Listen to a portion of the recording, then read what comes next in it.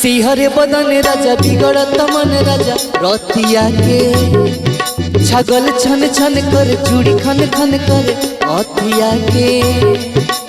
सिहरे बदन राजा बिगड़त मन राजा रतिया के छगल छन छन कर चूड़ी खन खन कर अथिया के। कहीं तो धली रौर गोड़ लीना बाट कोमर कमजोर पिया छोड़ दीना बाट कोमर कमजोर पिया छोड़ दीना। सिहरे बदन राजा बिगड़त मन राजा रतिया के छगल छन छन कर चूड़ी खन खन कर हथिया के। सिहरे बदन राजा बिगड़त मन राजा रतिया के छगल छन छन कर चूड़ी खन खन कर हथिया के। कहीं तो धली रौर गोड़ लीना बाट कोमर कमजोर पिया छोड़ दीना बाट कोमर कमजोर पिया छोड़ दीना। छोड़ेंगे ना हम तेरा साथ ओ साथी मरते दम तक। छोड़ेंगे ना हम तेरा साथ ओ साथी मरते दम तक। मरते दम नहीं अगले जन्म तक, अगले जन्म नहीं सात जन्म तक।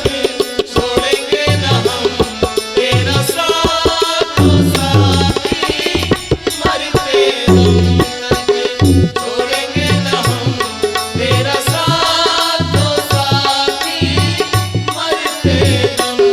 बाट कोमर कमजोर पिया छोड़ दीना बाट कोमर कमजोर पिया छोड़ दीना। नाया भइल गौना बाखे लौना नया नया अपने में हर पतनी कोई दिन दाया। हे राजा राजा हे राजा राजा नाया भइल गौना बाखे लौना नया नया अपने में हर पतनी कोई दिन दाया। सच कोही हमर पीड़ा पिया बढ़ल जाता जी जिद खानी रौर जी दूजे अड़ल जाता जी। सच कोही हमर पीड़ा पिया बढ़ल जाता जी जिद खानी रौर जी दूजे अड़ल जाता जी। ऐसे हचकाई के हिलोर दीना बाट कोमर कमजोर पिया छोड़ दीना बाट कोमर कमजोर पिया छोड़ दीना।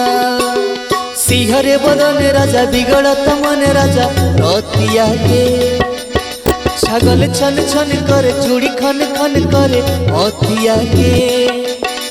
सिहरे बदन राजा बिगड़त मन राजा रतिया के छगल छन छन कर चूड़ी खन खन कर हथिया के।